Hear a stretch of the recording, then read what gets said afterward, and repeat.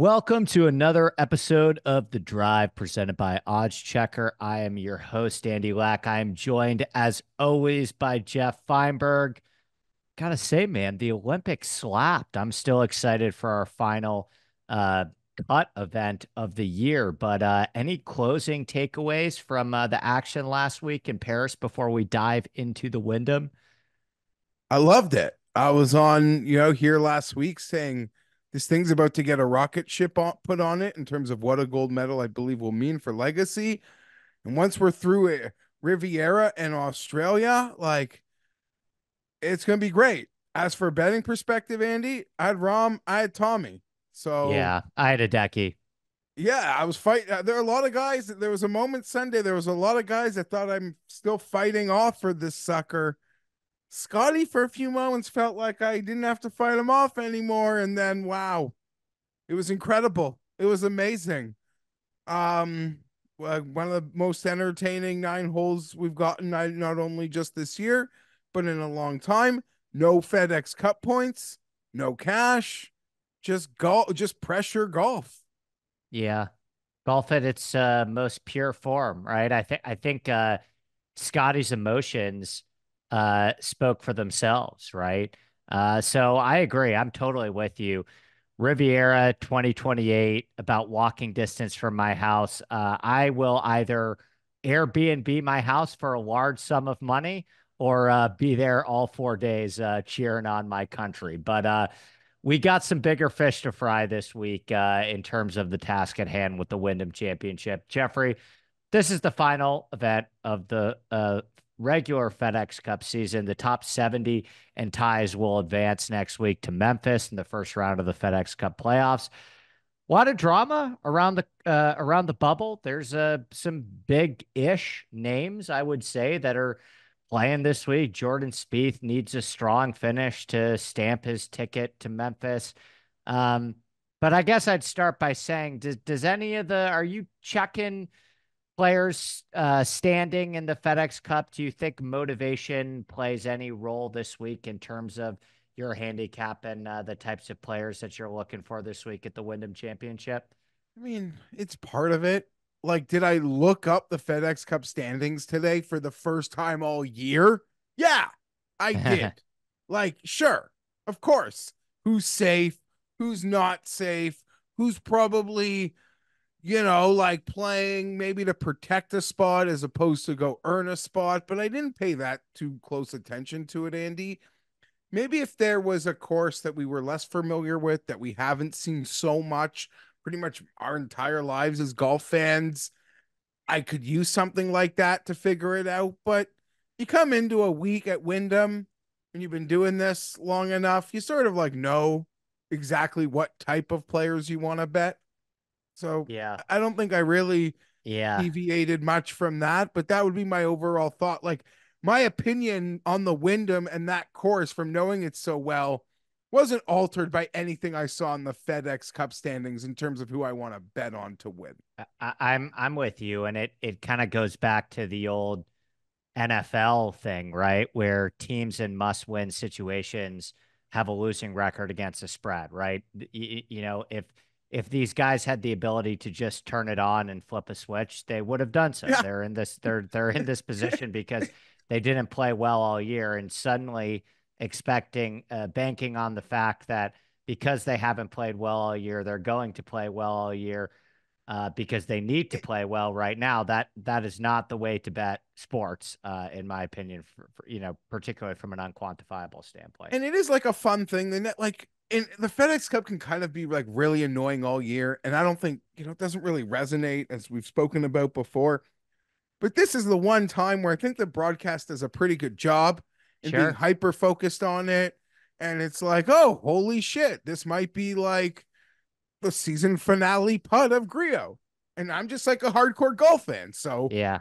I It's a like lot of the, money too. That is the thing. Like yeah, you you're do right. I mean, like they do And job care. security. Yeah, they do care, and there absolutely will be players, in the 75, 80 range, 85, 90 range that play amazing and get themselves in the FedEx Cup playoffs. I'm just less inclined to use their position in the FedEx Cup standings as an aspect of my model as I would be, their regular course fit. So let's dive into the stats here, Jeffrey, and the odds board. Sung J M at the top of the odds board, 14-1. I have a couple buddies that grabbed an 18 early on this Monday morning. I was not up early enough to do that, but it's a decent market. Like it's one of those markets where you look at it and say, what's going on here with, we got one guy under 20-1 and, at some of these signature events, you're giving me 8 guys under 20-1 with Scotty Scheffler at 4-1. How is that fair? But I guess we'll take it and discuss the top here with Sung Jae 14. Then you get into Billy, Lowry, Siwoo, Brian Harman, Cameron Young, all the way down into the 30s with Aaron Ryan, Akshay.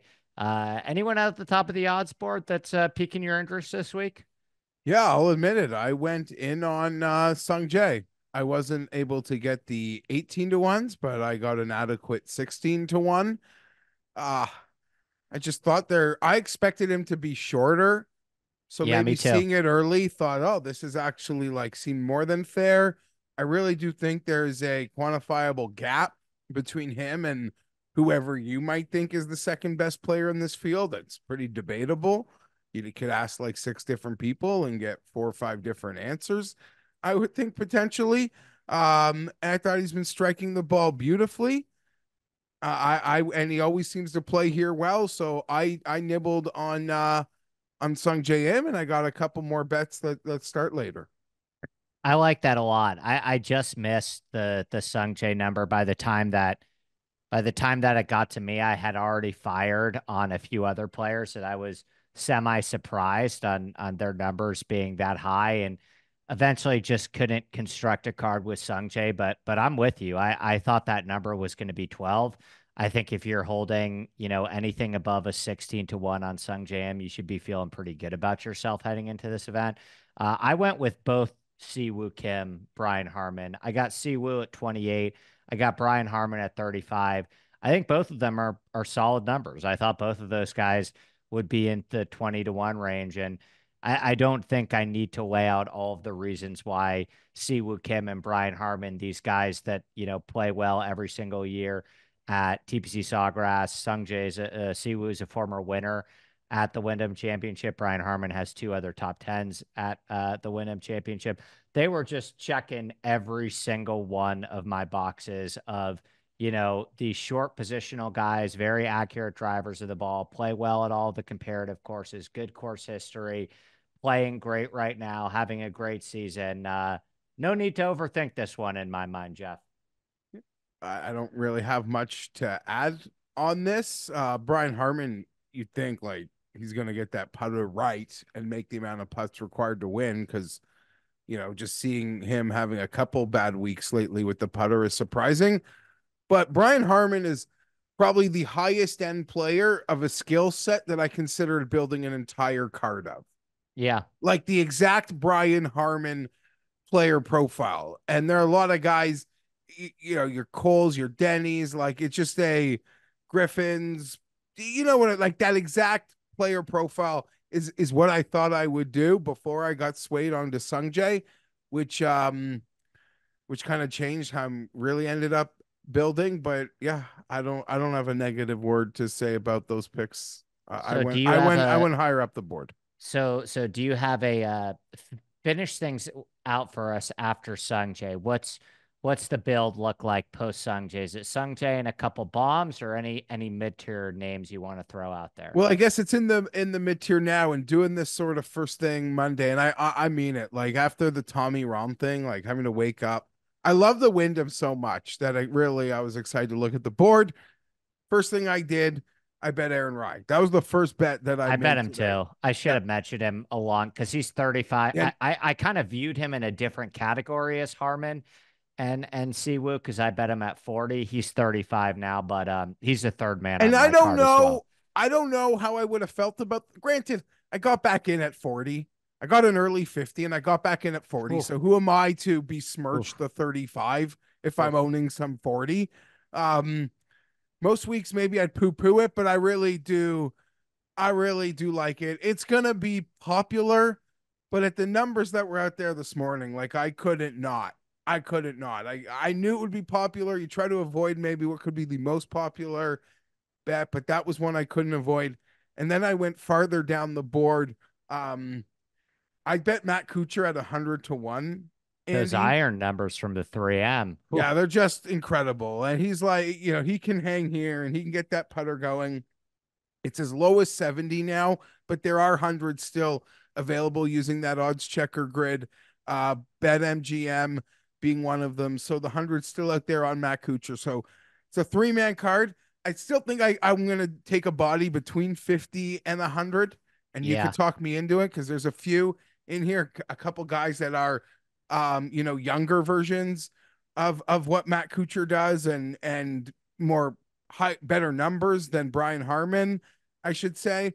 But that is the player profile I'm looking to make my fourth I, body. So I, you I could can talk me into one. I can give you two. I go Harmon, Siwoo, Rye, and then I finish up with Ben Griffin and Eric Cole, who you know, ch check all the boxes and are pretty much just, B minus versions of the player at the top of my card in terms of what they do well.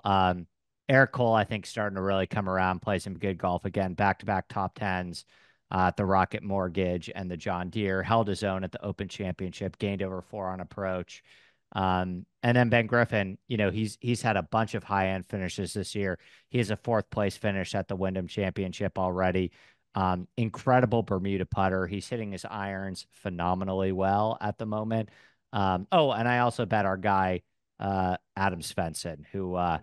Yep. is always a difficult man to leave off my card on these short positional golf courses. 7th place finish last year. He's got a win at the RSM Classic. Very similar golf course to Sedgefield in many ways. So that's it. Yeah, I'm tight in between 28 and 100, and then I feel good going to battle with my guys, although very open to the possibility that Sungjae sweeps the board this week clean. Any closing thoughts? Any other shout outs you want to give out for the Wyndham this week? Yeah, Eric Cole. I really like that one. That's one I could easily get talked into. Still 66, 70 to 1, as low as 55 to 1 using that odds checker grid. Ben Griffin, Andy.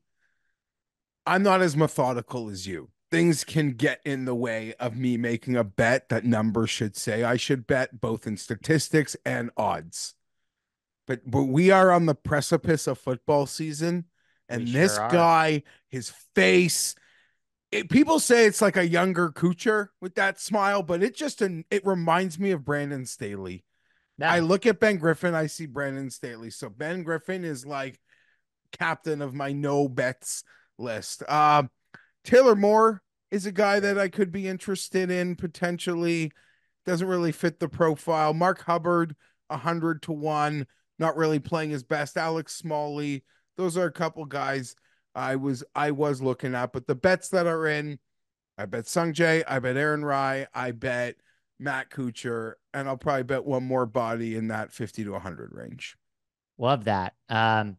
That will do it for us, Geoff, for another episode of The Drive presented by Odds Checker. We will be back here next week for the first round of the FedEx Cup playoffs. We're heading back to TPC Southwind in Memphis. So for me, I'm Andy Lack. That is Jeffrey Fienberg. Thank you again for listening, liking, and subscribing to another episode of The Drive presented by Odds Checker. And we will see you back here next week.